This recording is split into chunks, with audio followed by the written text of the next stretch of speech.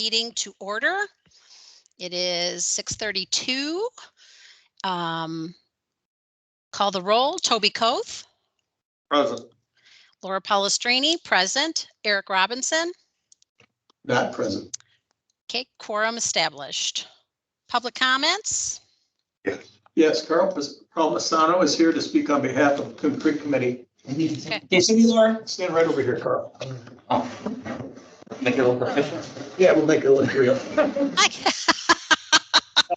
Yeah, there you go. can still hear you though. I know, well, now you can see me too. And I can Okay. see everybody. But this chair's a lot better than the junk I had. Good evening, folks. Good evening, budget people. I'm sure you've all got a copy of the letter that I submitted back in November in your packet. No. It's not in the packet. Oh, Sorry, okay. we have it, Steph. Okay, you want, I got a couple. Okay. Yeah, you can hand it out to him if you want. I'm sorry. I have. You want I've seen it too. Yes. Anyway, Laura has seen it. Laura has seen it. As I started to say, the committee submitted that funding request back in 2021 of November for the 2022 coming festival for a sum of $19,000. That amount on that request is 51% less than what I had asked for in 2021, and it's 34% less than what was granted by the village in 2021. I just want to give an update tonight of what's happening, where we've been while I put that request in, as there were several thoughts and concerns at last year's meeting that I wasn't able to attend to answer any questions. First, as everybody knows, the cost of everything is skyrocketing at this time. I mean, just look at the price of gas as an example. Since January, it seemed like that's when most everything has been going up. A lot of our vendors are increasing the cost of running this festival. A couple of examples. Last year, our generators was approximately $7,300.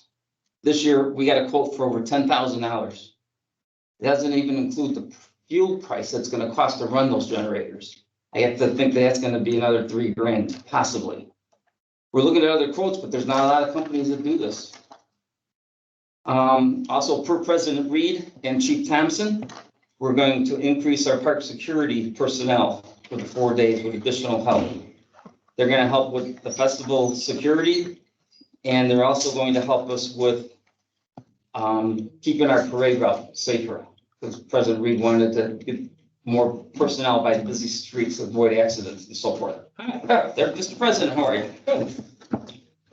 Also, the towers will help with better lighting for the festival safety predicament that we came into last year, because Thompson said there were some areas that were kind of dark. We want to lighten those up a little bit more. So again, with those two items alone, last year we were $7,600, give or take. We're going to be over $9,800 this year. It just keeps going over and over. The fireworks, we're going to keep the budget the same as last year, but again, the show won't be as long as it has been in the past. And we're still playing around to see if we can increase that somewhat, because that's what the residents usually, come for. That's one of our focal points. Between that and the free corn, those are 2 focal points for this festival. I also feel that the price of alcohol is going to go up. I have no idea at this point what it is. I'm just giving a general view of what we anticipate. Had we known these costs were going to occur, I probably would have requested a larger funding amount. I don't know what the funds are in the village from the motel tax account, but at this time, I'm not asking for an increase. I'm going to stick with what we have, the original amount requested. But what I am asking, or would like, if there are available funds additional, anything would help going forward. Because again, I don't know how our sponsorship revenue will be. And of course, we're always worried about the weather. So I'm just here if anybody has any questions at this point or at a future date. Sounds reasonable to me. Laura? No, if I recall, I think you had told me also like either the gas or electric bill. That's the power Oh, generator. I'm sorry, the stage bill that had gone up so much. That's probably another $1,500. I didn't put that into the factor. There's several factors, but I just want to give you a couple focal points. Okay. So your official request is 19,000. And I'm sticking with that official request, yes. Any other questions? President Reed?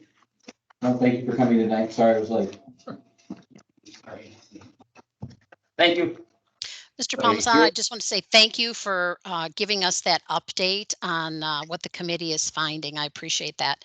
And then if we could let the record reflect that Mayor Mike Reed joined us and is present at the meeting. Thank you. Any other public comment? Josh, we're recording that to Josh. If no other public, You can stay now. No, copper barrel.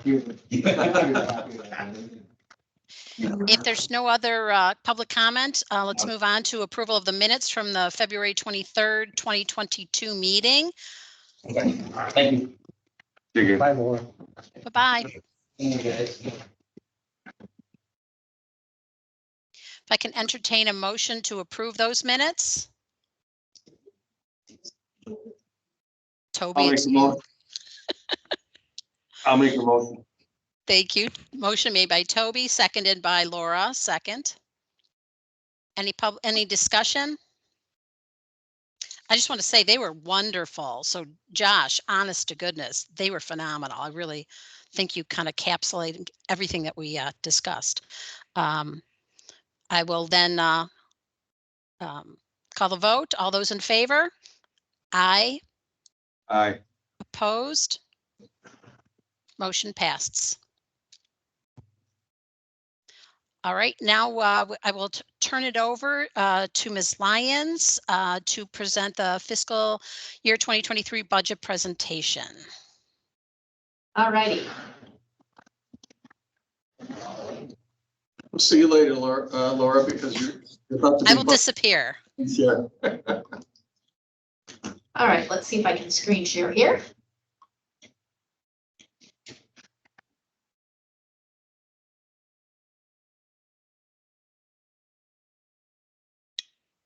Good job. All right, no fancy graphics for tonight. We're going straight to the meat of the show, if you will. And we're starting off this evening with the garbage fund. So we don't have the garbage fund showing on the screen, however. Okay, here we go. Last year, I just want to point out that when we did the budget, we had not yet finalized the negotiations with, that one's mine, I think. Sorry, I didn't realize all my stuff was down there.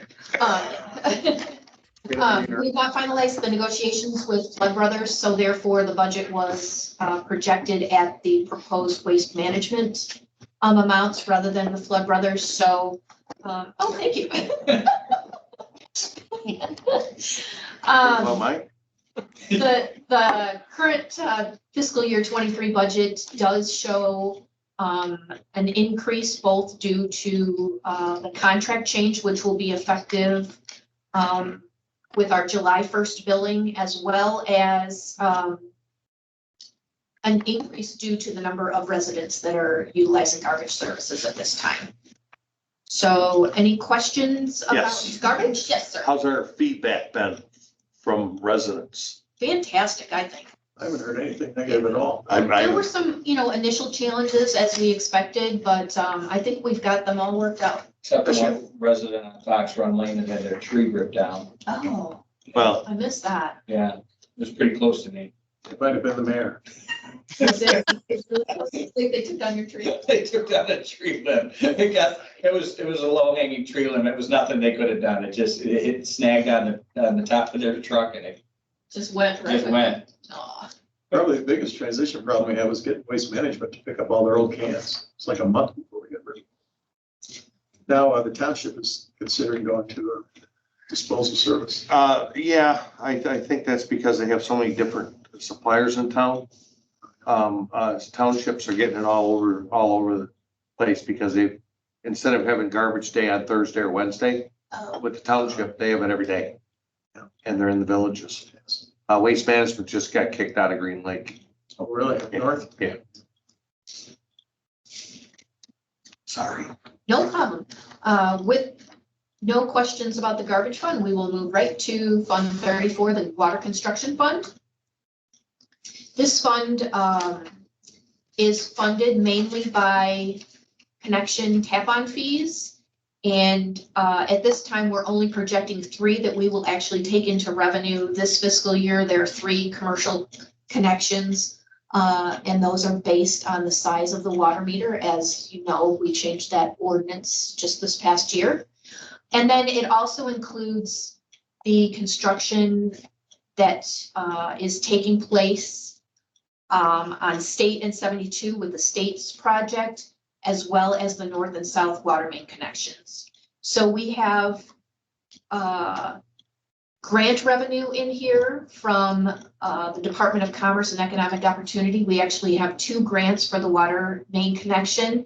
We show some ARPA funds in here to supplement that project. And then we're using water and sewer improvement charges to pay for the fees that are being incurred for the State and 72 project. Any questions about this fund at all? Essentially, it's a wash other than the net revenue that we anticipate from a $1 interest income and then the $4,500 in connection fees. Okay. The next one is the sewer construction fund. Again, we have recorded some sewer tap-on fees. And in this case, we are showing water and sewer improvement charges transferred from that fund here to also construct the sanitary sewer mains that are being relocated for the State and 72 project. I think our one is smaller. Are those existing revenues or those aren't grants? So So the water sewer improvement charge is a, you'll see that in Fund 28 when we get to that section. That is a capital improvement. That's the $10 essentially that you pay on your water bill. okay. Yep, each month. And those are ongoing revenues. The tap-on fees are very sporadic.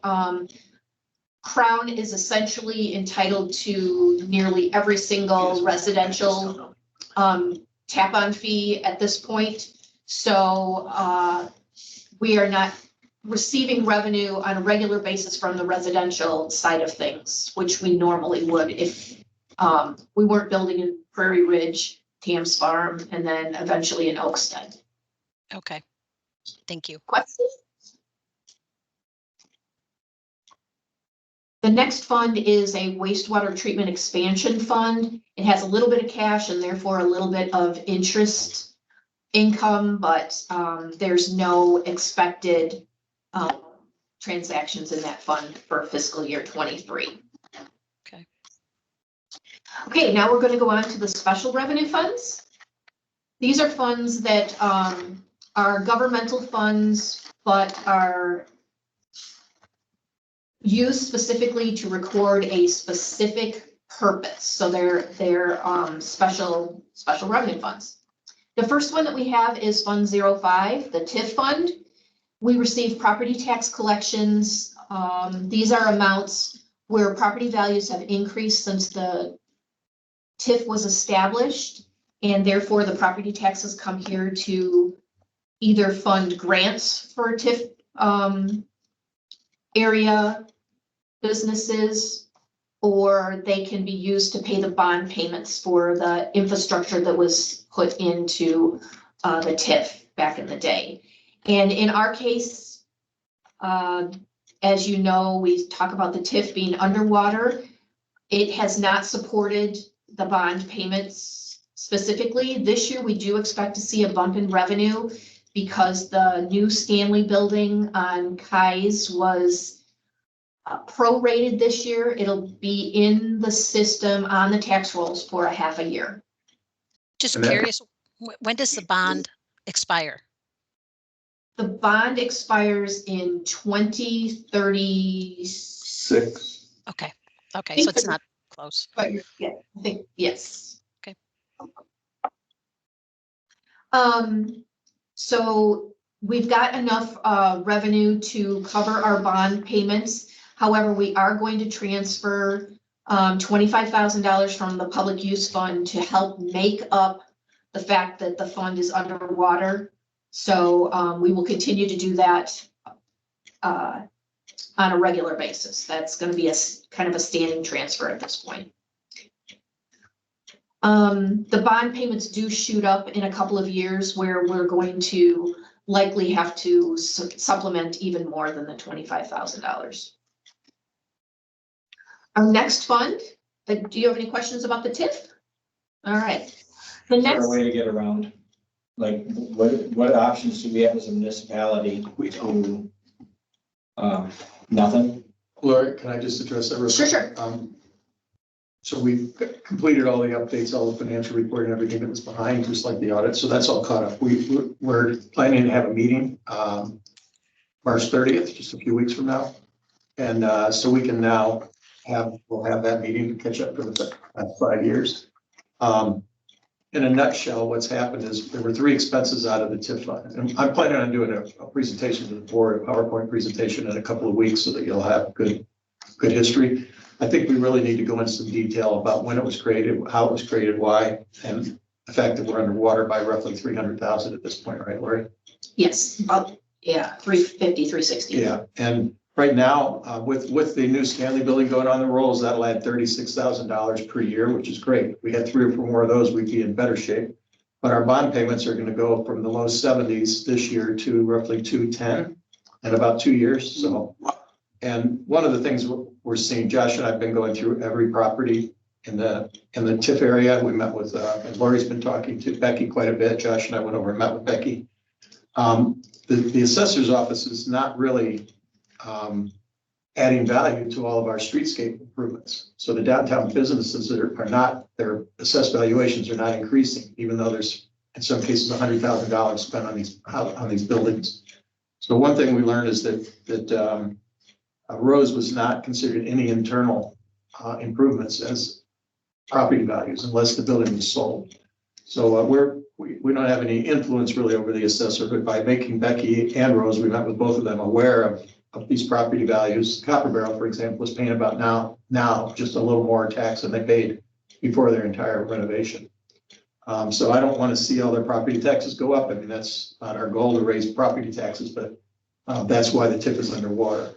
The infrastructure funds, Lori, was at about $1 million.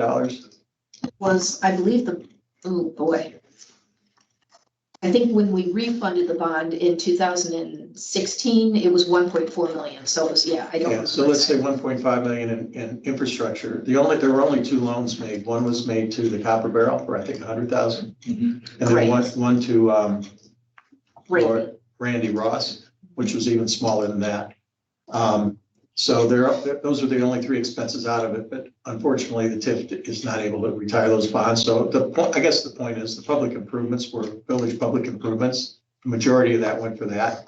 And even the 2 TIF grants, just consider them like 100% decided grants rather than 75%. So the money's was spent appropriately. And even though it should be funded by the TIF, we're having to pay for it ourselves rather than basically the school district and the other taxing bodies help us. So in a nutshell, that's where we are, and we'll give you some updated details in the next few weeks. I just want to add too then, I mean, some of those improvements actually added brick, and that is a permanent improvement that should be reflected. So. Yeah, like I said, I don't want to be, I don't want the downtown business chasing us around like the village is trying to raise their property taxes, but right. We just want to make sure that the assessor understands, the impact that has on the TIF fund. Okay. So we're trying to be subtle, if you will. Thank you. There is one thing though, that there is the possibility of extending the TIF, the duration of the TIF. That's something we've talked about over the years. If we extend it, will that lower the bond payment? It would not lower the bond payment, but it would allow additional years to recover tax dollars to pay the bonds. And there's Or legislation return right money to now. them. Actually, the worst bill just got killed last week, but there is legislation that would prohibit extending TIFs. So if we're going to do it, we should probably do it pretty soon. Right. So we'll have a meeting later this month and then we'll come back to you with something. My guy's out right now, so. Your guy. Mannequin. Oh, yeah, he's. All right, the next fund is the hotel motel tax. Carl did speak this evening about requesting $19,000. I have $18,000 in here. I'm just trying to balance revenue with expenses.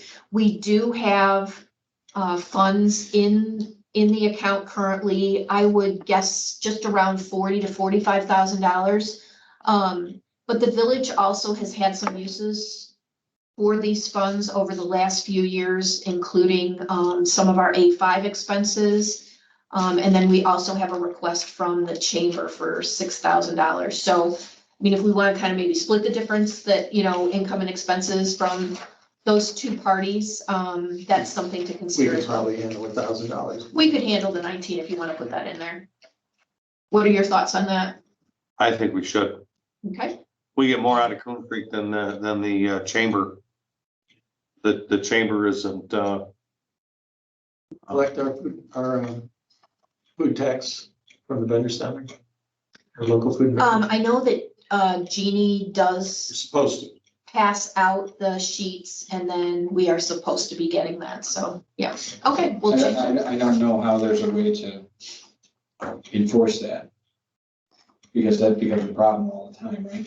The only Well, we thing could- that you could do is, the state of Illinois will, you know, if like we call them and say, we're having an event on such and such a day. I mean, sometimes it means more to people if the actual state shows up and passes out the forms rather than Jeannie do. Well, there's things we could do, but if it's not a problem, I don't know if that would create a problem for the vendors either, or for Coon Creek. it probably would. And if you really think about it, how much money are we gonna get from a vendor, from a taco truck at Coon Creek for 4 days or 3 days? I don't have any idea how much revenue they do. I have no idea. So I just know that it was a sticking point for a while. was it a sticking point because they didn't want to pay it or because they weren't paying it? Well, I don't think it was very well communicated that the tax actually went into effect when we did it. And so it wasn't communicated, it was communicated to the bricks and mortar businesses, but not like, it wasn't like a clear expectation. Well, since Jeannie's been there, I think Lori and Jeannie have been working pretty well together, but if you really feel strongly about it, we can No. send a village person down there. And Oh, no. kind of push it a little harder. Oh, no, Okay. We'll just leave that one alone then for now. oh, no. But Laura, unless you have an objection, we might increase that number to 19 then. Yeah, and you know, if we expect it's going to be a booming year and anything goes up, is it possible to consider an additional couple thousand later? Or is it pretty set? So I actually have the receipts going up this year. We're still down in hotel motel tax receipts as compared to pre-pandemic. Okay. But we really, there's not necessarily a lot of consistency with their. Yeah, Well, I think if you were to come to if they were to come to the board in a few months, we would probably have a better idea after May 1st. okay, We'll probably have a good idea then whether we can do it or not. okay. And it was, I mean, I did ask Carl if he would come and kind of explain that, because the last meeting when I saw as the quotes were coming in, it was just amazing. And some of them were close to double. So, and that doesn't even count the gas. And And when I the first fuel. went to this letter, I was surprised to see that his request was the smallest of the three numbers rather than Right, yeah. one of the others. So I think we were doing 16 for quite a while there, weren't we, Lori? Mhm. And then we compromised at 19. It last was year. $10,000 for Quite a while. a really long time. And then we boosted it up. And then last year we kind of, you know, doubled up, and rather than us pay for the advertising, they paid for that directly. So that money went to them as well. Right now, really, that fund is just primarily for the chamber, and the chamber, hopefully this will be the last year that they ask for a subsidy. They were really in financial trouble 3 years ago, so we told them we'd help out. Jeannie says that she thinks this might be the last year. The membership has really increased. She's done a good job there, so. Okay. So really, those are the only two things, other than the marketing improvements and let me phrase this properly, the tourism-related marketing investment that we made into our branding.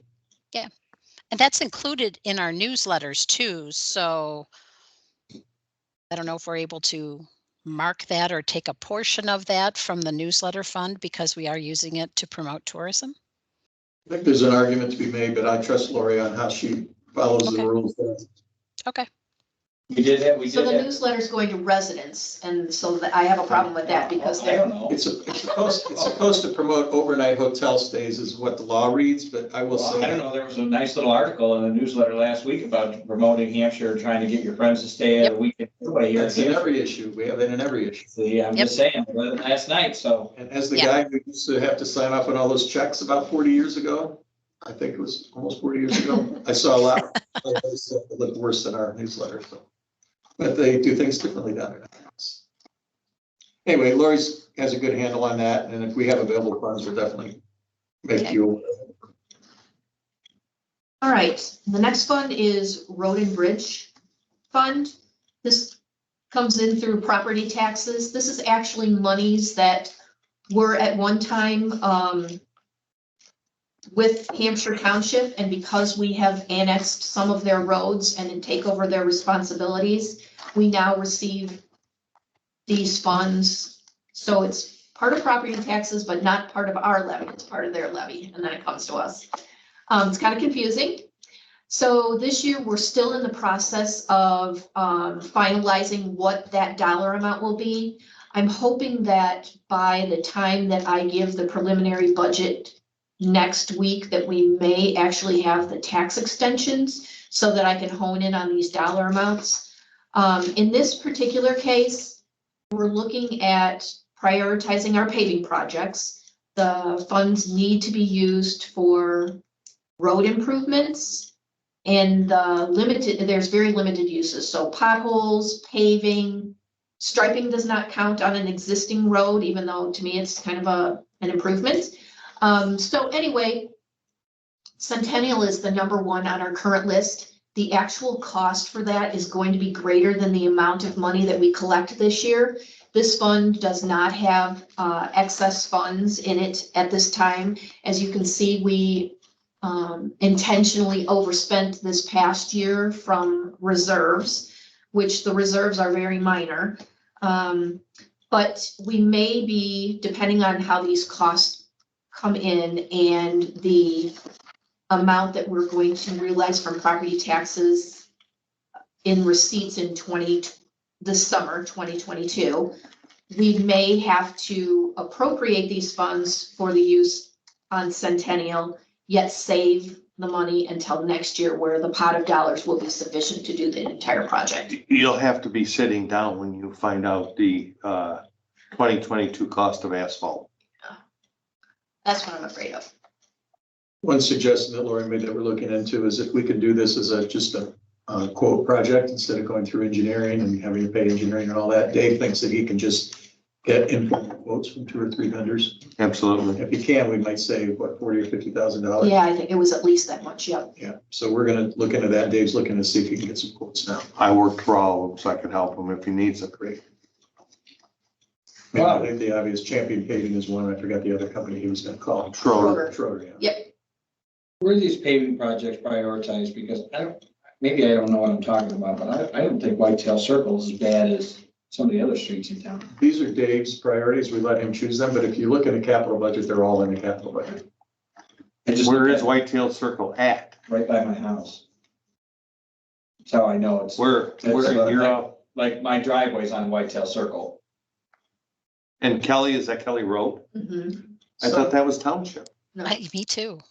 So Kelly Road from Harmony to the end of our jurisdictional boundaries is ours. A portion of Which direction? to the west. Yeah. Just And then to the east also, we do as far as the Crown property goes. So, Okay. yeah, there's quite a bit of Kelly Road. that's- Huh. Any questions? No. All right, next we'll go to MFT. I don't know, I looked at the budget numbers for 2022, and I'm not sure exactly what my calculation was, but clearly incorrect. It looks like we're going to realize only $238,000 in revenue this fiscal year. Next year, we will have 100% of the calculation done at our higher census rate. So therefore, it's going to increase substantially because we'll have all 12 months with the 7,667. I use the Illinois Municipal League's estimate. It's on a per capita basis. We actually receive two different formulated calculations for MFT. So $309,000 is our amount for this year that's estimated. And then we're also getting Rebuild Illinois money, which is that $122,000. We will have some interest income, but because we're spending some money here, I don't think that the income is going to be as much as it is. Laura, this is the first time that Laura has been here since we got the Rebuild Illinois money. Oh, okay. You might explain. Yes. So Rebuild Illinois is a Illinois state project that's being run through the motor fuel tax or IDOT umbrella, if you will. We're getting 6 installments of $61,000 in change. They just released installment number 5. We've got an email about today, which will come out sometime later this month. So it's got a few more restrictions than normal motor fuel tax monies, but we are using these monies for the state in 72 has a piece of that in there. So This was kind of a surprise, Laura, really, that when the Rebuild Illinois grants came out 2 years ago, Mm-hmm. and about this time 2 years ago, they came out. Shortly after, those were all, competitive grants. But then shortly after that, we got a letter saying that we were just gonna get basically $350,000 as grants. And it's heavily restricted like motor fuel tax, in fact, just a little more restricted, but it is pretty much unexpected money that we have coming in, so. So you said we only have one more payment left of 61? there are 2 payments remaining. 2, okay. Yeah, the 5th and then the 6th payment. I might have the timing a little bit off on here, so yeah. So that's the 122,208. Yes. Checked. All right.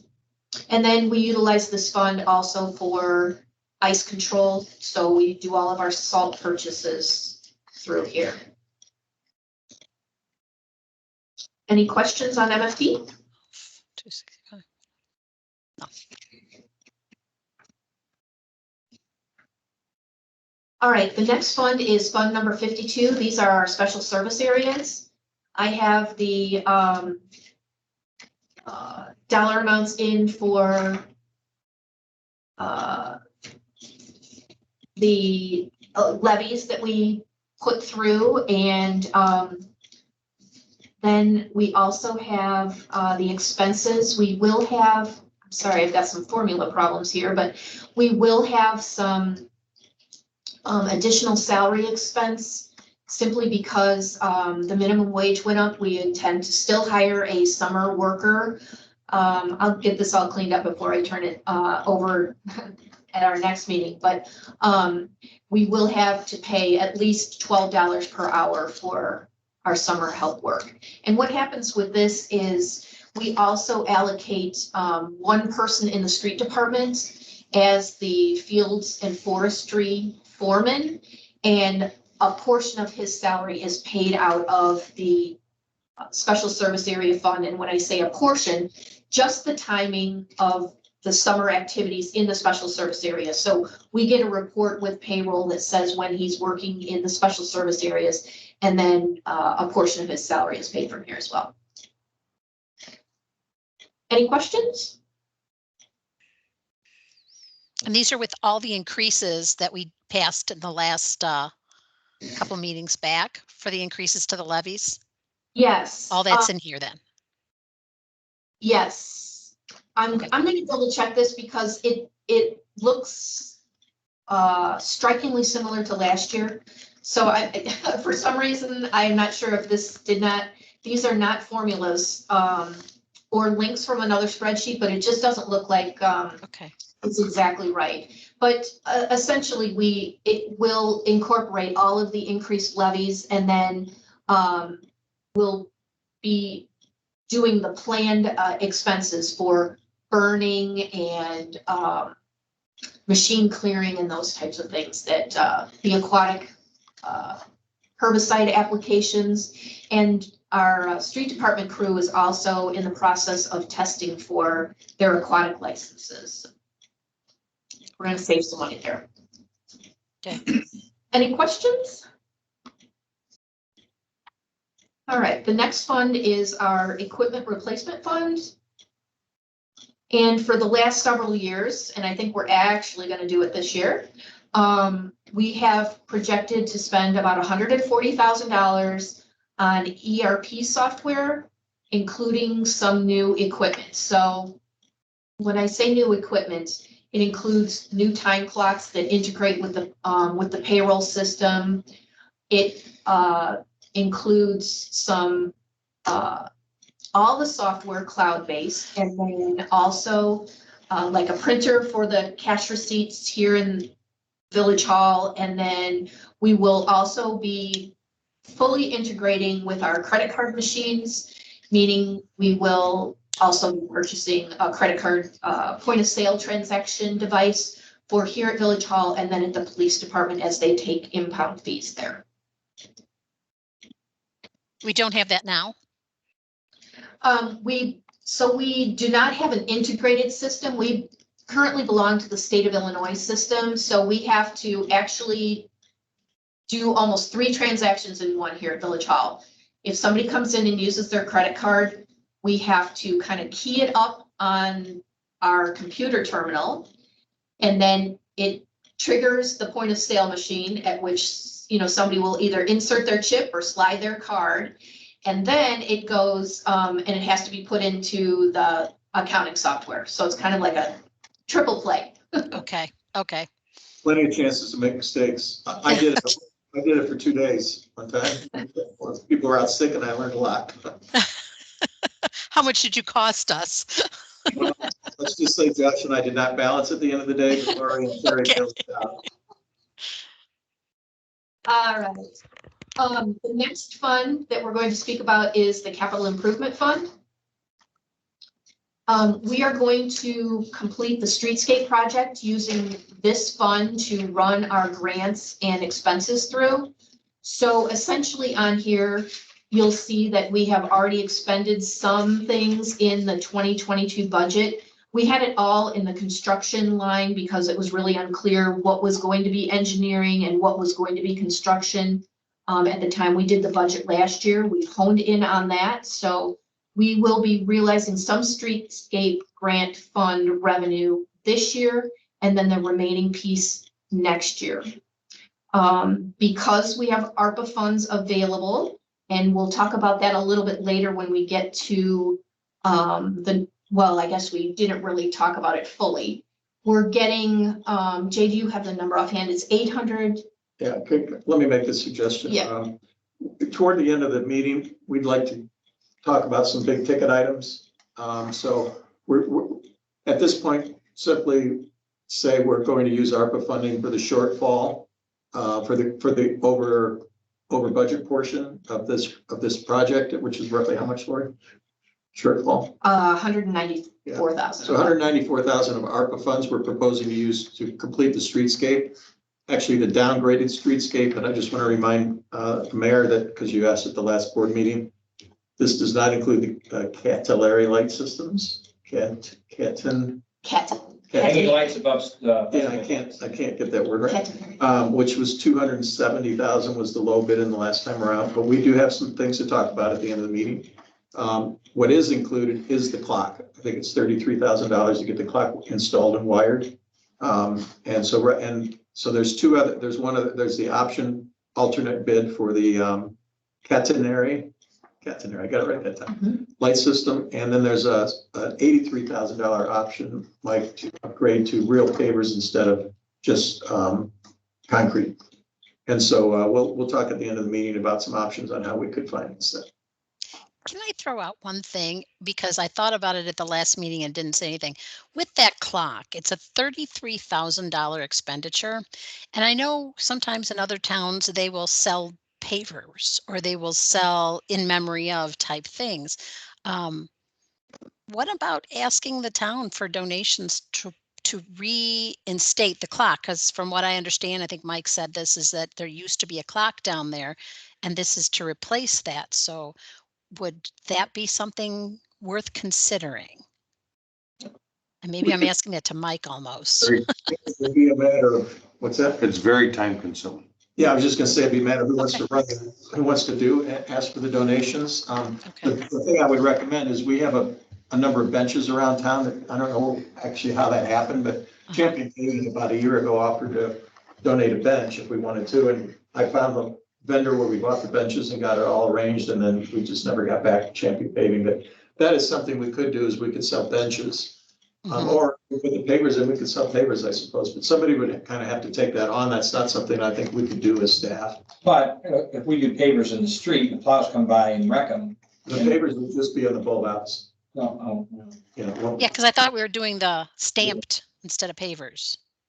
Yeah, the street is gonna be concrete, the whole street will be concrete. And right now, and the price that you just looked at, or that you just saw, that does not include pavers, it's just colored cement, which I'm a little concerned isn't gonna look great. It will for about 5 years. And that's it. Well, the color will be actually poured into the cement, so it'll be penetrated the cement. It's not painted on top of the cement, but No, I know. I did 5 miles of that on the Kennedy. About 5 years, the sun will bleach it Oh, out. the sun will get. It bleaches. That's a fair point. But the pavers that we are, actually I have it drawing at the board meeting, I don't have it with me tonight, but the pavers would be just on the bulb outs in 7 locations, and they would not get truck traffic or plow traffic. Like, in fact, they shouldn't. They would get foot traffic, is about all. It'd be cool. Maybe some electric scooters or something. Is that something that maybe the Lions Club could take on? Just throwing it out there. I don't know enough about them to know if they have that kind of, I would think the chamber would probably have the sort of the Okay. manpower to do it, if you will, person power. The timing would be. You guys can't get the Lions Suspect. Club to even empty garbage at Coon Creek anymore. They're a lot older. They needed young guys to do that. I think for purposes of the budget, we'd like to move Okay. forward with this now, because this is part of the Okay. contract we have to let in the next couple of weeks. But that's a fair point, and there's plenty of other things we could raise money for downtown too, if we want to do something Yeah. later. I just think the clock was such a focal point, and because it had some historical significance, I thought some of the old timers, the farmers, the generational families that have been here might, like to be able to donate towards that. Maybe with a plaque, If you're looking for the approximation on cost for names engraved in bricks, call Jody Remical over at the township. Okay. She's been doing that memorial in Siler. She put in 25 or 30 of them last fall. Mhm. So she's got a number and a pretty fresh amount of what it's gonna cost per brick. Mhm. And actually, I think there will be pavers on that same corner, so we could even just do those pavers. It's a question of how much somebody would pay for that. $33,000 at $100 a piece, that's a lot of pavers. 330, if my math is right. Okay. All right. We'll move on to the public use fund. Public use revenues are generated from impact fees, which are collected at permitting of residential home permits. So this year I have that in here that we are expecting $42,720 in revenue. We are going to transfer the $25,000 to the Tiff, and that's all that's planned in this particular fund. This fund is designed to support streets, village hall, and the police department. So TIF qualifies as streets because of the work that was done on the State Street local area paving project and on Kai's and Mill. Any questions? Nope. All right. we talked about this briefly. This is fund number 28, the Water Sewer Capital Improvement Fund. The revenues generated here are from the $10 per month, so $20 per billing cycle that you'll see on your utility bill.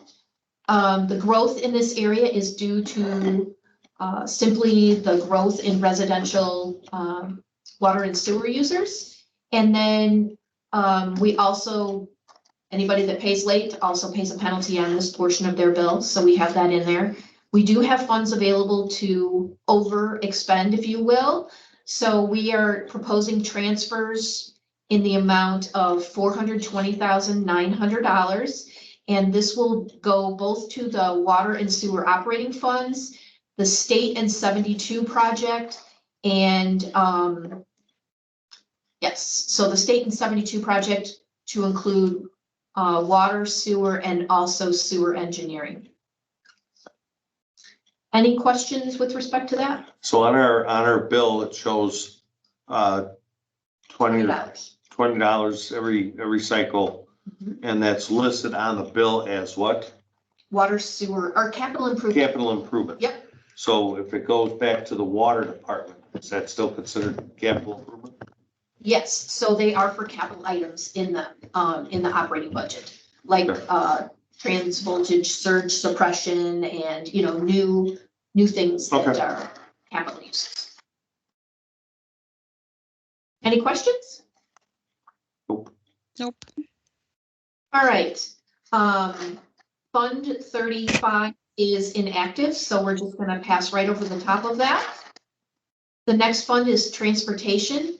This also is collected as an impact fee on new residential homes.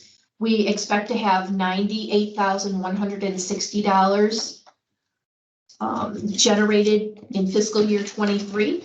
You'll note that there is a transfer to the general fund. We will, at the very end of this meeting, be going back to the general fund just to kind of talk about some of our updates that have been done. But we propose to use these funds for the sweeper debt service. Any questions? Nope. All right. The next fund is early warning. This is a teeny tiny fee of $38.33, also generated from residential new home permits. We received these monies at the time of permitting, and we expect to get about $2,300.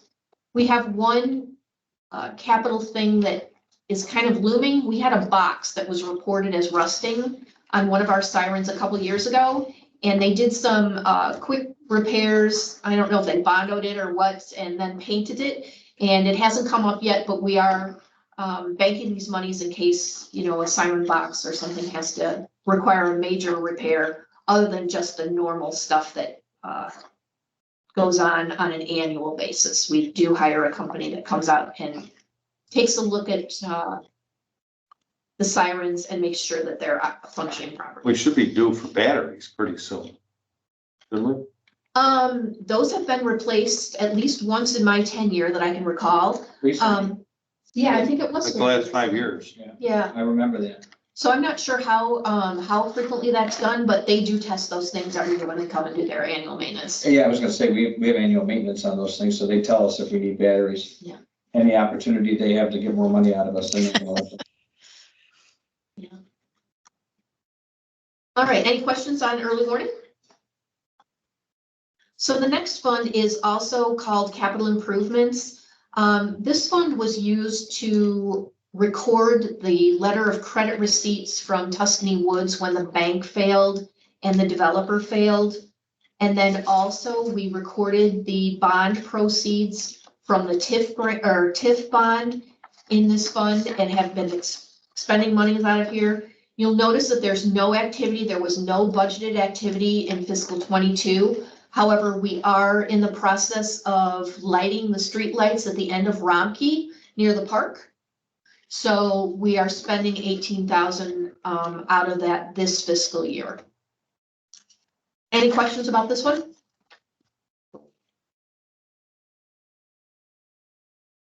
I'm sorry. Fund 33 is a capital projects debt service. And while we budget nothing in here, at the present time, funds filter through here. They're recorded in each of the operating funds that incur bond debt. So we also had proposed last year to include some streetscape improvements and water main replacement, the one that was done, what's that, Warner and 72 Correct. by the, across from the dentist. But we did not utilize the funds in this area this year. So there's nothing to report as far as any budget for this particular fund. Any questions? No. All right, next fund that I have is the police pension. Yikes. So you can, we discussed this during the general fund discussion at our last meeting. We are proposing to contribute $504,000 as an employer contribution to the police pension fund for fiscal year 23. That is utilizing the Department of Insurance's actuarial report, which was significantly lower than the actuary that performed the actuarial calculations on behalf of the pension fund. We do expect to get some interest income. Our funds are proposed to be turned over to the state. And when I say funds, it's not 100% of them. We are allowed to keep cash for operating purposes. That would include our retainer for the attorney, any pension payments that we have to pay, any refunds that would be required, and then various other contractual and other expenses. So we actually hope to be sending those funds down. It's scheduled to go in June. And at that point, we will be invested in the pool. And hopefully my $10,000 investment earnings is way low. Any questions? All right. The next fund is our Fund 43. This is the SSA 14 bond fund, bond and interest fund. We collect property taxes, as you know, from Lakewood Crossing residents. And we pay the debt service payments and the administrative expense fund. You'll notice that this is showing loss. There is a reserve fund, and so every year as we get closer and closer to the end of this bond, this one goes definitely until 2035.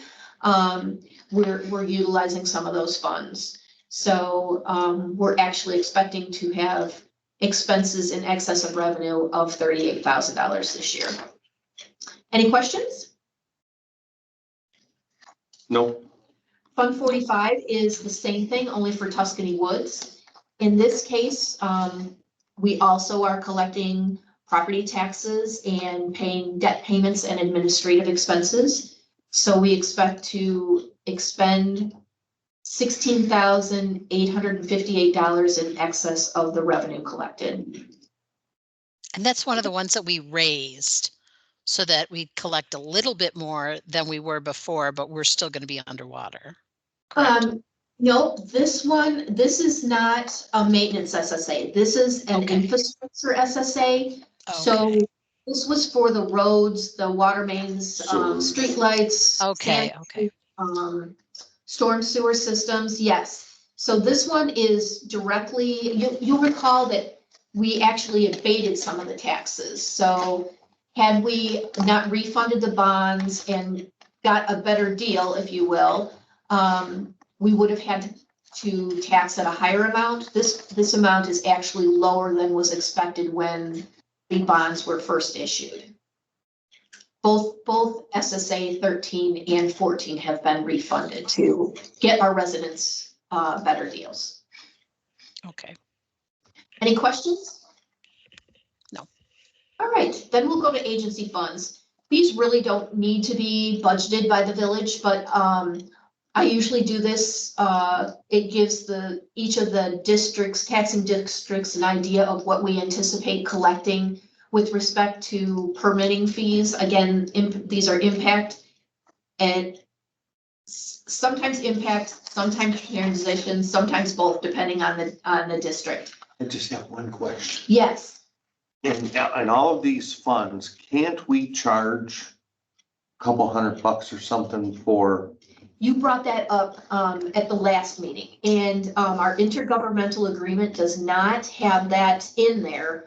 They really are a lot of work. I'll be perfectly honest. They're a lot of work to. I know, you won't get it from the school district. The one Well, with the most money. yeah, so Are the intergovernmental agreements, are they ever up for renewal? they're not, but they could always They be could always be amended. if it was- amended or discontinued. And at that point, if they wanted to collect their impact fees, I mean, we do this for a bit of the benefit of the developer as well. They bring in 2 checks when they pay for their permits, one for the village fees and then one for district fees essentially. And otherwise they'd have to go to the school district and drop off a check or go to the park district. And so we're, trying to save everybody a little bit of. No, I get that. I personally feel like the village is very generous with a lot of the other taxing bodies, but that's just been the history here, so. If the feeling of the board changes, we could begin to amend some of those things as the opportunity presents itself. And we may have the opportunity to do that. Like we do not have an indemnification agreement from Pingree Grove Fire Protection District, and they do have a part of Oakstead. So maybe at that point, when we're looking at when they're building homes that would be in the Pingree Grove Fire Protection District, we could look at, maybe amending all of them. I mean, even if we, out of all this, I don't know what the monthly for all of it is, but if we got, $300, $400, whatever, and broke it down into a percentage on the highest, District 300 being the highest, they pay the most. Right. What do they call it? Office and clerical?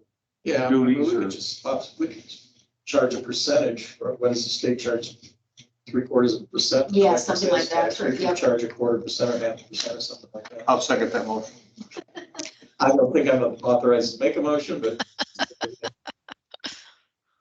In the case of the school district, we are not collecting impact fees at this time, as all of the impact fees for Crown development properties were satisfied with the donation of land in various locations. The next one is the library. The library doesn't get quite as much money as the school district, but we are collecting both impact and transition fees for them. There have been several parks donated by the Crown or will be the land. So therefore, the park district is also only getting transition fees at this time. The next fund is the Fire Impact Fund. We're getting some impact fees. That has been adjusted because there was some land donated to the fire department for a fire station at the corner of Melms and Harmony. They don't have any plans to build there anytime soon, but they do have some property up there. So a portion of the impact fee that would be collected otherwise has been satisfied. The cemetery, we collect an impact fee from new homes as well. And then the township is the last one, and we are currently collecting a fee for transition only for them. So those are all of our extra funds, our non-operating funds, other than the garbage fund, that we needed to discuss this evening. So I thought that we'd like to go back and just kind of go over the general fund again and discuss what has changed for us. So let me bring that up.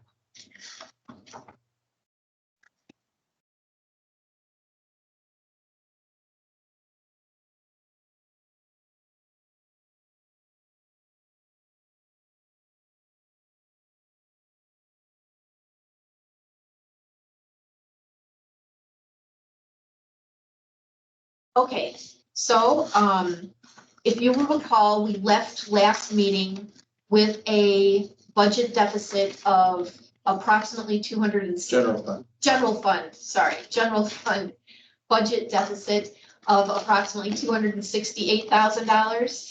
And we've had to make some changes. And so our current expenses are in excess of revenue of $379,737. So let me just discuss quickly what some of the changes were. At the time we did our last presentation, it was my expectation that we would be hiring a new police officer to fill a vacant position with an individual going to the academy. And the soonest we could get this individual into the academy would have been January of 2023. So therefore, I had only a portion of a starting salary in for the year. Instead, however, our part-time police officer has accepted the full-time position. Sign this, change your. And therefore, he's in at the starting rate for the entire calendar year. That added approximately $50,000. At this time, I'm really unsure as to whether or not he will be taking insurance. So I made the assumption that he would be taking insurance and covering his dependent.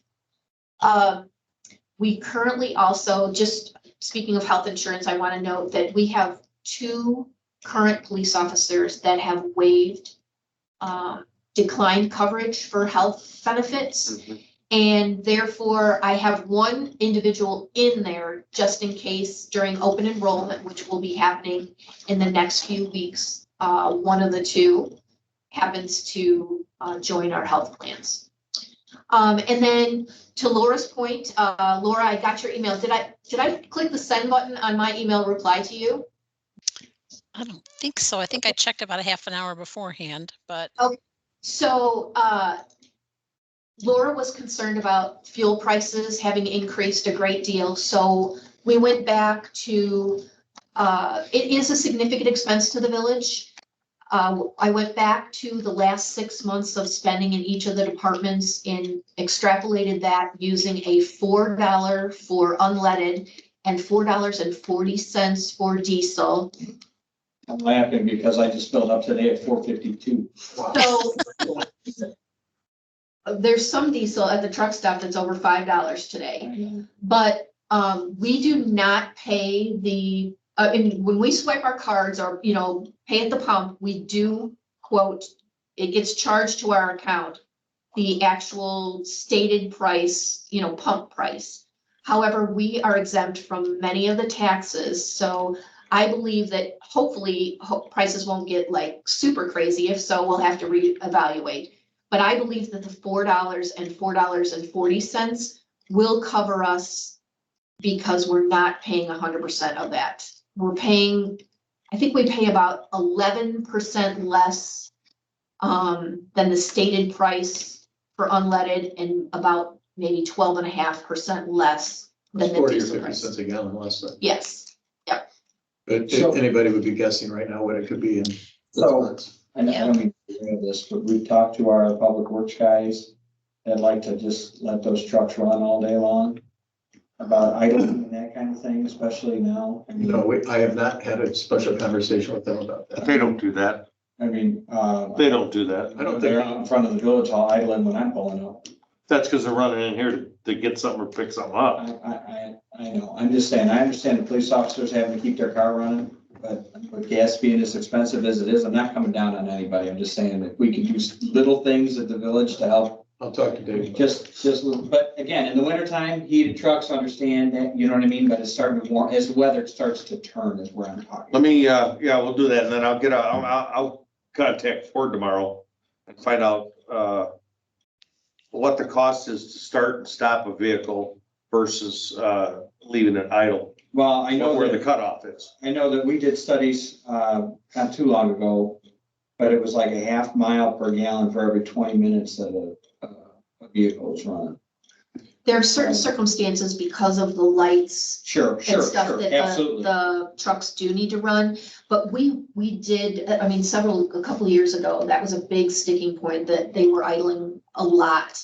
And We actually have a provision in our handbook, which I'm personally rewriting this time, that does speak to unnecessary idling. So Again, it's not a matter of, like, I'm not telling them not to do it because if it's cold outside, the truck's gotta be warm, they gotta go somewhere to warm up. Okay, and then there's systems that has to run that kind of stuff. I'm just saying if it doesn't need to, probably should. I suspect that Dave's being careful, but I'll remind him. The concern, because with the gas, but which was my concern earlier, is how much it could go up. I mean, we've just had a very large increase within 7-8 days. I haven't really heard anything about them talking about it coming down, only that it may go up to 6 or 7. Yeah, it'll be So- $6 by the end of summer. Okay, And natural gas is going up. And just so you know, comments, the electric's going up as well. Because they're gonna charge more for transmission. Yeah, Laura, I thought they already did raise all those. Well, they're gonna raise them even more now. Even more, okay. So, as far as like trying to, Lori's better off just closing her eyes and throwing a dart. Okay, Because you're never gonna hit it. And we've got, yes, we've got the war, we had inflation before the war, which we don't know if that's over yet or not. And, all we need is another pandemic and boom, we're right back at it, so. and even if both of those things, if we don't have continued inflation and the war does end in a couple of months or whatever, it always takes those fuel prices 6 months to a year to normalize anyway. So I would say we're not going to see any downside really. We're going to be lucky if we stay where we are. But we haven't talked about this much this cycle, Laura, but we have, and Lori hasn't done her calculation, but we've been running roughly 6 months or 3 months of reserve in our general fund. mhm. So we have the ability we have funds available if we have to overrun on something like that. Okay. It's just not something that we were considering a couple months ago, even a Yeah. couple weeks ago. So that's Yeah. why. I would Drop argue off that point a little bit because gas prices were up a lot, like 80 cents even before the war. So we had maybe $1 a gallon. Just based in the last year. I won't make any editorial comments on how it was. Okay. Okay. All right. So we do have some prospects, if you will, for plugging this budget deficit. Yes. So I'm going to just scroll down a little bit here, if I can. Reveal You the could secret repeat. formula, right? It's 379 that we're in the hole right now. Is that what, just We're before about, we move on to the next thing? we're going to actually leave that number up there and just slowly show you Okay. some options down Okay. below. Can Okay. you see your screen okay? But that number's gonna change 100 times It does. in a calendar year. But we have to start with a budget somewhere. Yeah. And if you recall last year, I think we were at 478, the year before a little bit less. Really, the reason for that deficit is primarily police pensions. If that were properly funded, the general fund would be properly funded. So this will be the third year in a row now that we've had to transfer funds from another source. This year is the least painful. The first year we actually transferred from the Water and Sewer Capital Fund, which is legal but not advisable. That was my decision. Last year, we used motor fuel tax funds, or budgeted to it. This year, so far, we haven't had to use any of them. I should have let Lori explain this, but right now our revenues are running about $500,000 ahead of budget.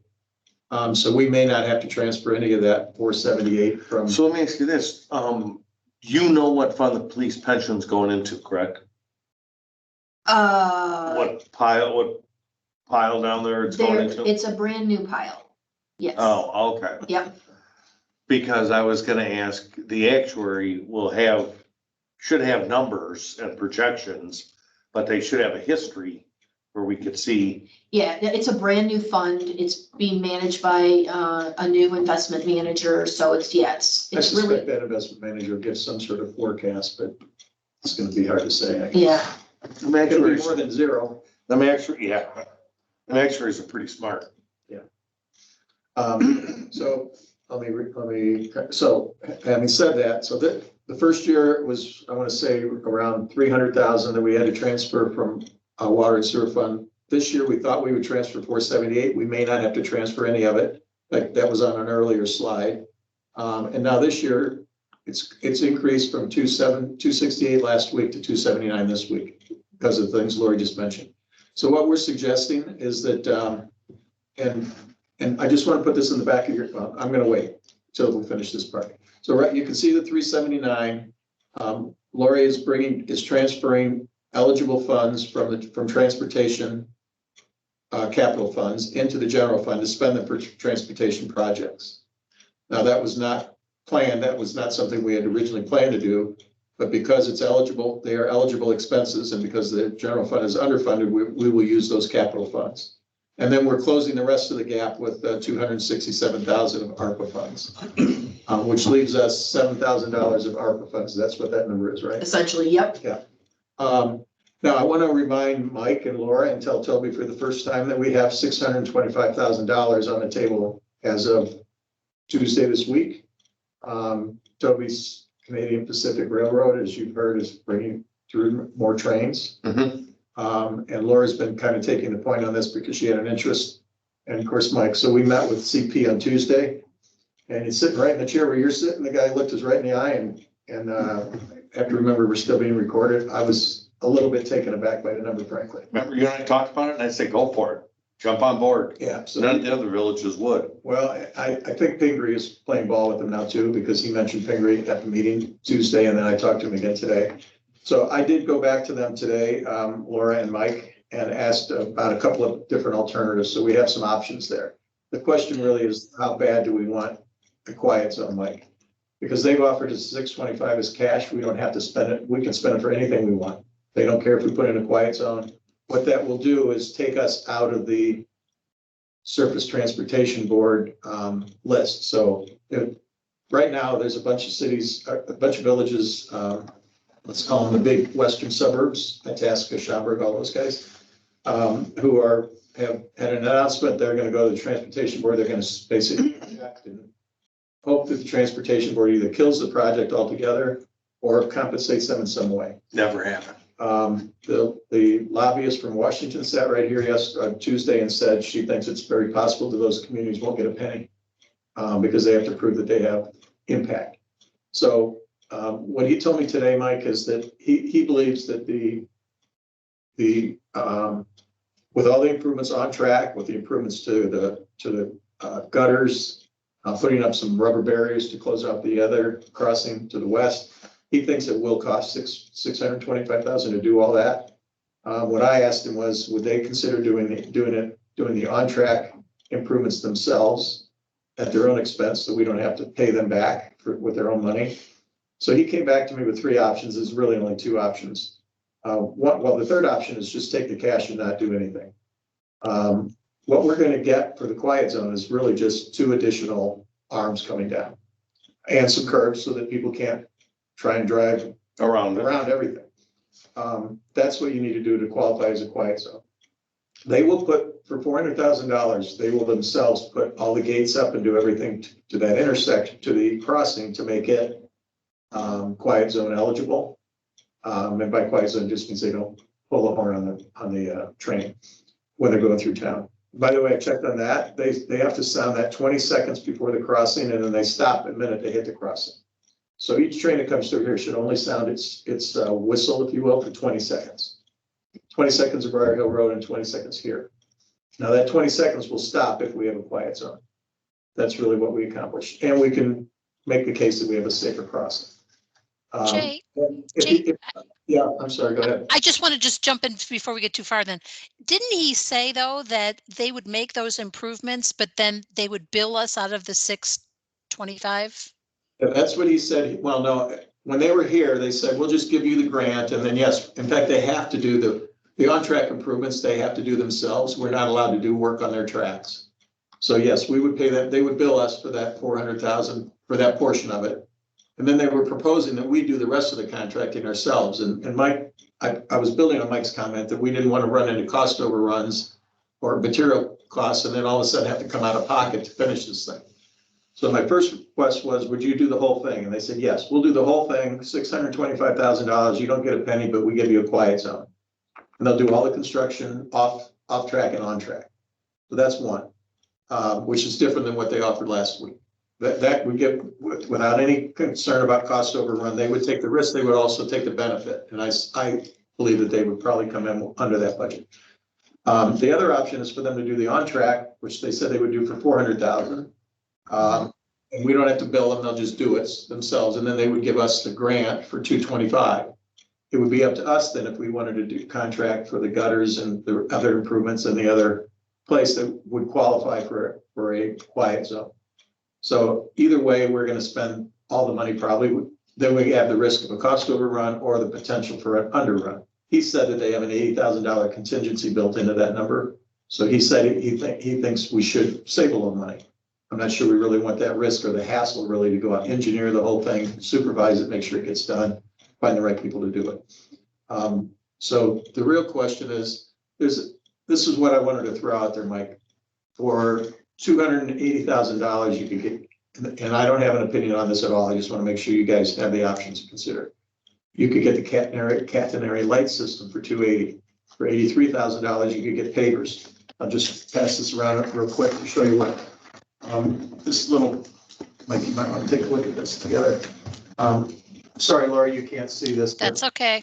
See all these pavers here? Right. Those are the pavers that on this drawing were pavers, but those were changed to Colored cement. just colored cement. So just these 7 locations for $83,000, those would become real pavers. That's the offset that was bid as an addition. Now these are the actual crosswalks. This is a painted crosswalk, but it's painted with this 3-coat enamel. I think it's like you put on your epoxy, like you put on your garage floor. Mm-hmm. And this was done, I forget where this was. Montgomery. What was it? Montgomery. Montgomery, that's right. And you can see the painting because he was just there. So this is what the crosswalks, and these can be any color we want because that's a mixed color for us. And then these were the offsetting concrete colors. So I just want to throw it out there that you have the option. You got $625,000 to play with, and I think those are the only 2 things we thought of. Oh, the other thing that we need to put on the table is right now our safe walks, safe routes to school application has not been approved or disapproved yet because waiting for a press conference since January. If we do get that grant, then we have $190,000 in the budget as our matching portion. If we don't get the grant, that $190,000 becomes available, or it won't be spent. Now, there's nothing wrong with leaving that money in the bank for another year or in the fund for another year. Right. But those are other options that they have to play themselves out in the next few weeks. So there's no need to make a decision tonight, but you can. I already know what I'm thinking, which is there's gonna be a lot of trains. There's gonna be more chance for people to run across the tracks. That other track, those other tracks there are worth, in my opinion, abandoning because there's no cross rails that come down at all. And so I'm for the quiet zone. That's me personally. I know I can't make a decision for the whole board, but when you're talking more trains, more noise. We're trying to build more residential homes. 20 seconds is a long time in the middle of the night when you're trying to. Every time a train comes through this town, I hear it honk its horn 6 times at my house. Really? Yep. 6. I sit out there at 3:30, 4 o'clock in the morning and I You count. think you're hearing them at Briar Hill all the way through state? Because you're kind of in between, aren't you? Well, no, I'm over by the park. Yeah, but I mean, you're closer to Briar Hill than we are here, right? Well, Briar Hill's over there. I'm hearing them this way. But at that same point, the residents right over here on Washington that butt up against the tracks there, like it's in their damn living room. Lori was saying to me today, I don't think I've ever seen a train go eastbound around here. Have you? Yeah, they go They're east. always- They go eastbound every morning, Oh, is that what it is? 3:30, 4 Yes. o'clock. Maybe that's why I'm not usually around that. There's a lot we can do with the money. You're absolutely right. But this is a change that's going to be implemented and it's going to be, I mean, you don't take away a quiet zone. We don't need it engineered. We could call a couple of contractors, have them come out and say, well, this is what we want for curbs. what are you gonna charge us? They would have to be built to the specs that are required to qualify for a quiet zone. Okay. We'd have to get those specs from CP, which they don't provide them. Like, they're already working on a proposal for us before they even came down here. They're doing the preliminary engineering. Because if they would do 400,000 of all the work there, and all we have to do would be then just put in the curbs? But we'd have to put in curbs, we'd have to put in barriers to block off the other crossing at East Street. And then I don't know what all else would be involved in curbs. I mean, I'm making it sound pretty simple for curbs. Well, you could just walk back over to that little side street and go on that side, go on the other side. Just put a trench in. That's the end of that. We just get, carve some X's into it. That seemed to work on. Well, if we go that, I mean, we have the choice. We can either just let them keep their money and say, do it all, or we could take the 225 and hope that we could do it for less. And we don't have to hope. I can look into it before we make that decision. I think that we need to look into it, period, before we are given the time where, okay, well, we need to make this decision now or wait. Yeah, if they could cough up the specs, we could email them to a contractor for a price.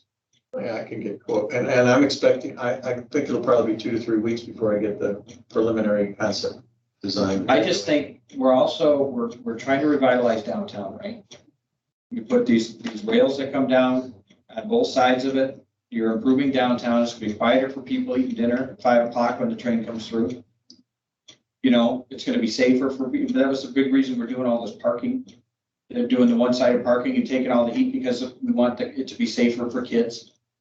I mean, if we're doing sidewalks that go across the street that only, like right now, like the sidewalks end before they get to the tracks, right? So this would give you a way to connect one side of State Street to another, right? If you start at the track. I don't know for sure that they would be putting sidewalks in. We haven't actually talked about sidewalks. They wouldn't, not on a train crossing. Because all that does is encourage people to miss the gate and try to beat the train run. Well, I know what my priority is, but that's, Well, I I'm can't curious speak though. for the rest of the Well, board. but you just said there's a lot of things we need to do. There's not much we can do, Mike. We could get the engineering, but otherwise, what other? No, but you said you were gonna look into it to see how I much. would just feel comfortable getting the specs of what concrete work we have to do. Yeah. And we can call a couple of contractors, they can plug the numbers in. That's less what I'm talking about, because if it's a matter of we're gonna come out $20,000 a head, is it worth all the headache of coordinating work and getting? And taking the risk of it costs more than that. Right. That's kind of, but it's hard to make that like. But if we see the specs and look at it and say, hey, this is a no-brainer. And I don't understand what the rubber barriers are. They talked about blocking East Street either. So, and he didn't really know today. It was just the market you guys spoke to. It's those big concrete blocks like Dave has, but the rubber. Okay, you mean like the concrete barriers? Mhm. Oh, yeah, like they have over those things. All we would have to do, we could saw cut that, Dave could saw cut it, take a trench out of that, plant trees. Both sides, boom, you're done. Well, I'll You get don't the have- specs from There them. has to be a way. Specs in the next couple of weeks, and then we'll, at some point, we'll have to take, they'll propose a contract at some point, so. Just a dumb question. I don't know.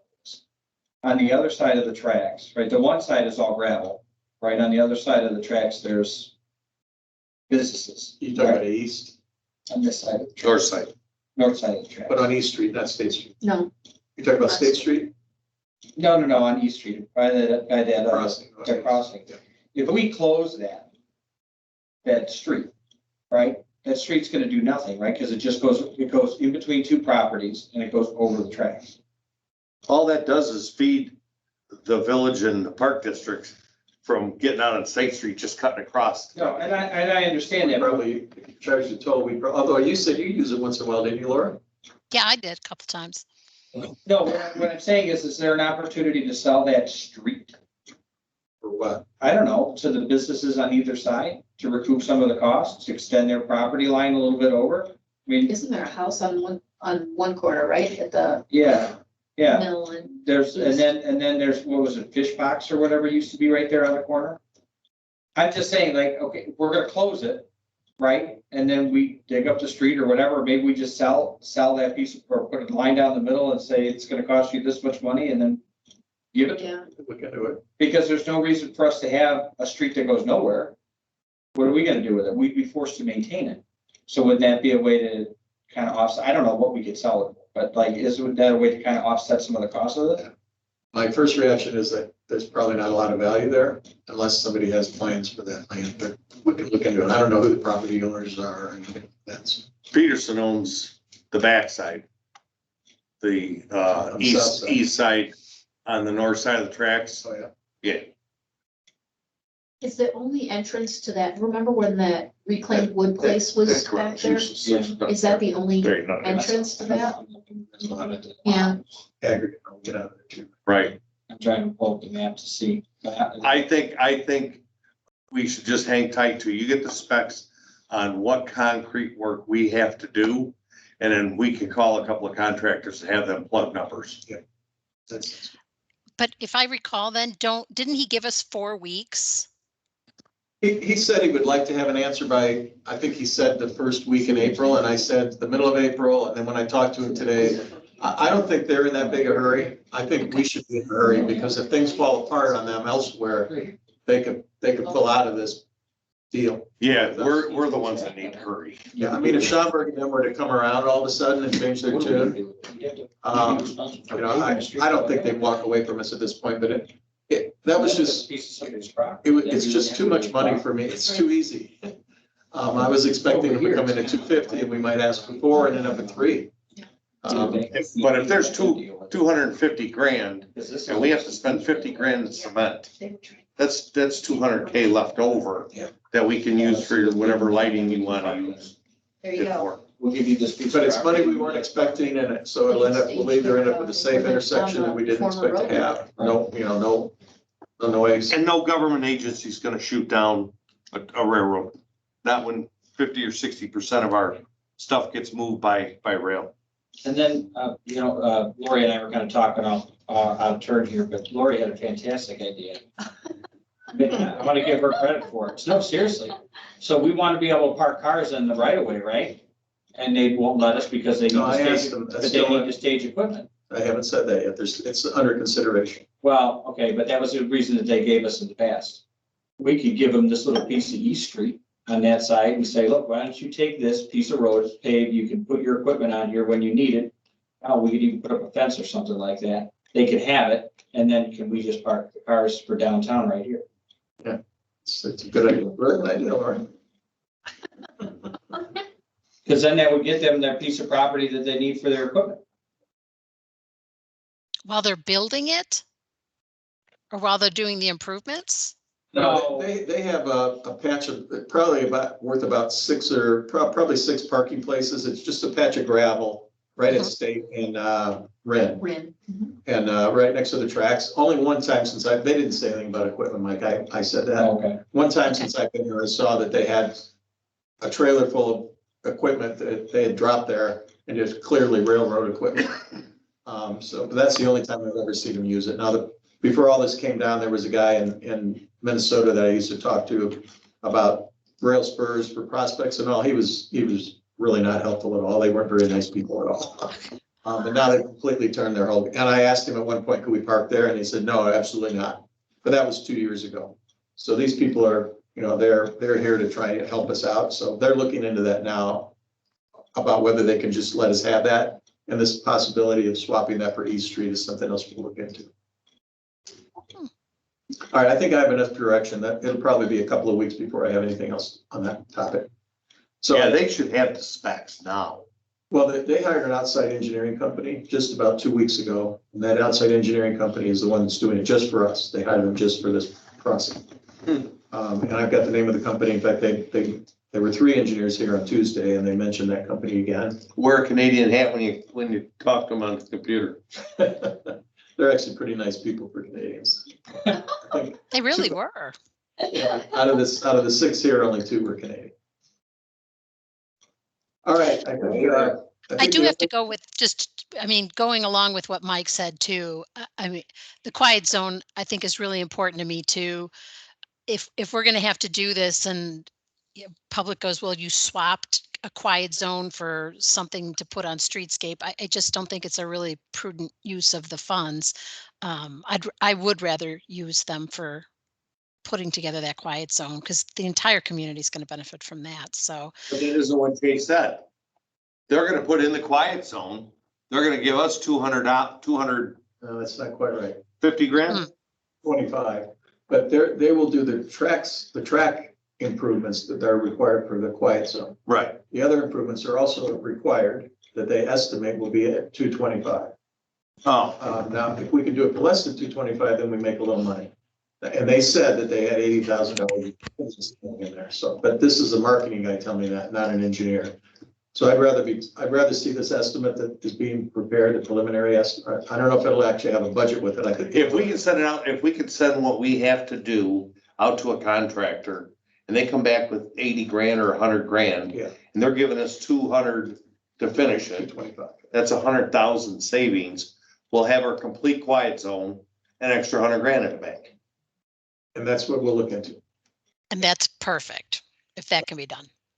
And that eliminates all the other guessing and speculation about other things we should fund. So that really leaves us with, we can barely see it below Laura's picture now. I'm not sure how that happened, that she ended up on top of your. I put her on top. Oh, I am on top. it was fine the way it was. I didn't know you could do that. You can now see basically that bottom is the summary. So you start at 379 in yellow. That's the general fund deficit. We're supplementing that with $119,000 of capital funds, bringing in for projects that we'll spend out of the general fund. And then 267,000 ARPA money, which then leaves us with 7,000 ARPA money. That's all because the north-south water connection came in 400,000 under budget. That's crazy. So this is the year where that money actually helped. We didn't have to transfer from water and sewer capital. We don't have to transfer from motor fuel tax. So ARPA money really came in handy. And frankly, the ARPA money, one of the uses is for lost revenue. We can't claim that really because our revenue is actually ahead of budget. But it is for a shortfall in revenue, let's put it that way. So these are one-time funds being spent for one-time uses. I think that's important. We're not using it to pay salaries or to even fund the pension fund. We're using it for specific things. So I think we have a really good, as Toby said 2 weeks ago, was that 2 weeks ago already? Mhm. Gosh. Yeah. This is the least painful budget since I've been here in 3 years. And we've been pretty generous with our employees with a 4% COLA. So I think I feel real confident in this budget. Lori did 98% of it, so I'm gonna give her all the credit. Couldn't do it without all the department heads and Yeah, everybody did a really. lot of input from other people. Yeah. And we always have a little Phil O'Brien too, Yes. including today. So Dragging bottom line then, from going from the deficit of the 379, 737, we actually have a surplus. I mean, because I'm not understanding, because that was the ARP fund. You said there's 7124 left in that, but looking at the entire budget again, moving from the deficit that we had of 300 and something, does that leave us at a positive? It Yes, does. yeah, so if I said, I didn't mean to say that there were ARPA funds left.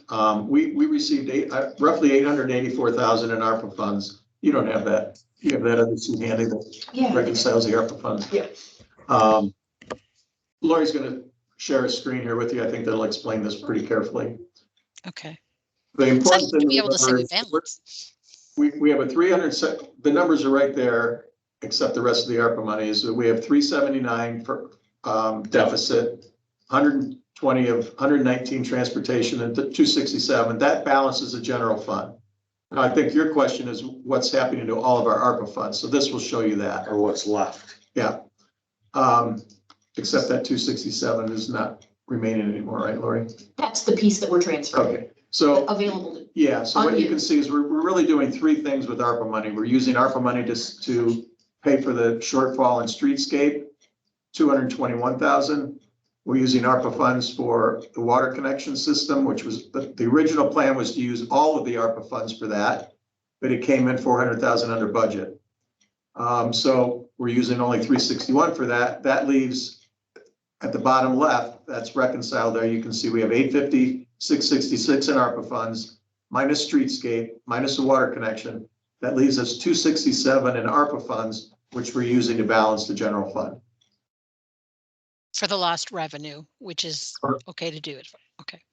And if the safety sidewalk program, we don't get approved for, that 160 can go back into ARPA funds if we have to. It wouldn't be ARPA funds. We could just leave that. That's general fund money anyway, right? It So is, we could, would no longer necessitate maybe the transportation transfer.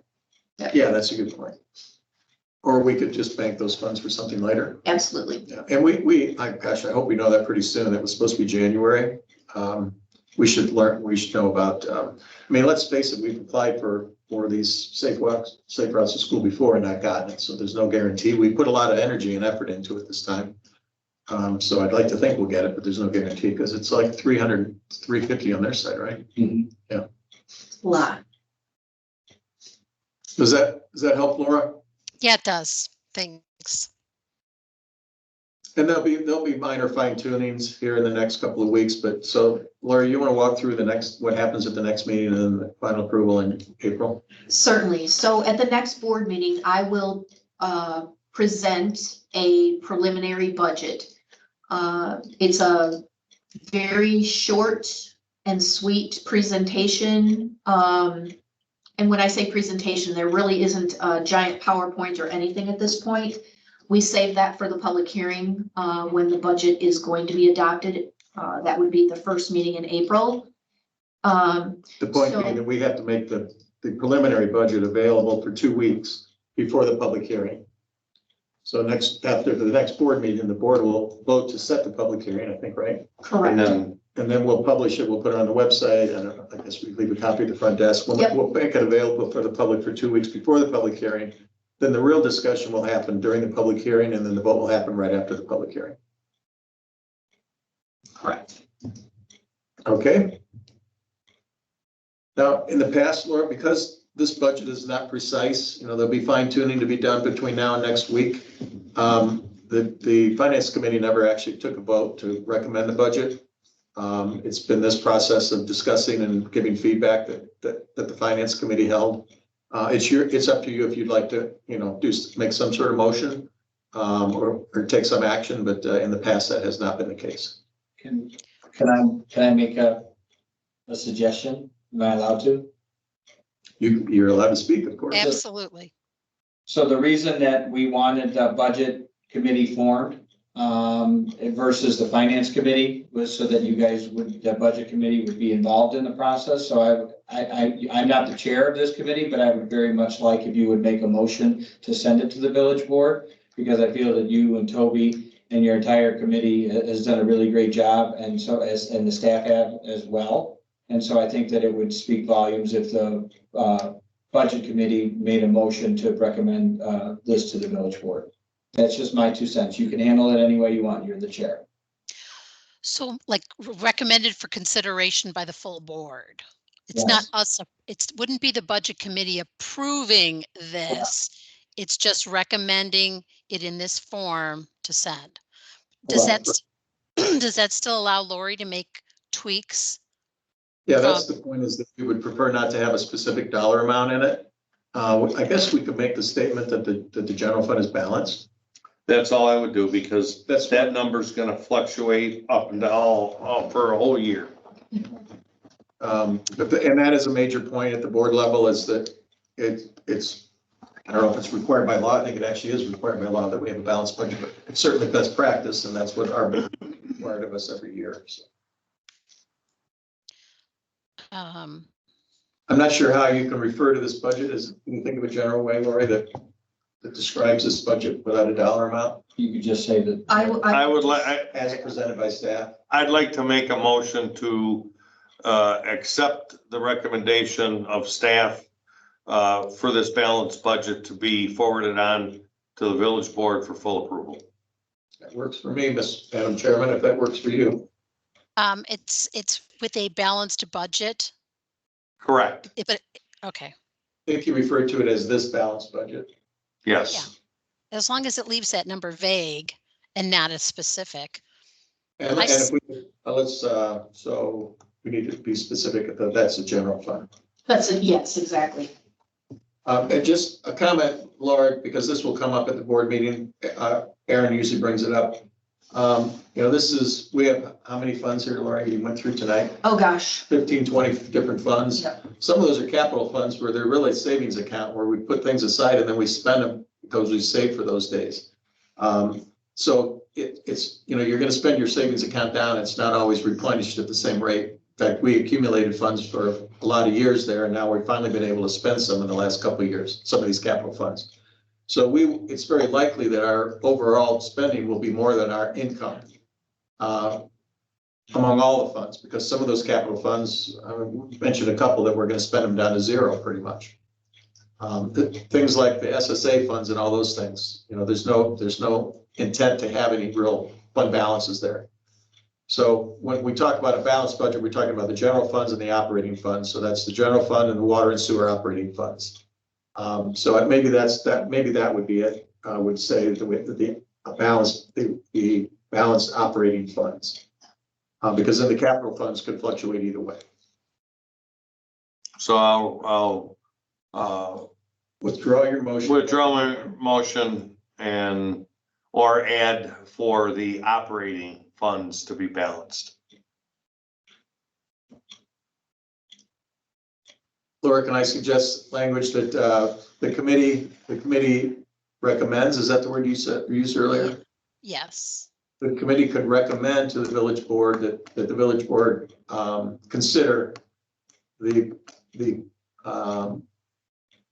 At this point, you're just bringing forward the preliminary budget to be. right. And maybe it's not important to say balanced. I just thought that was worthy of making mention. Kind of liked it.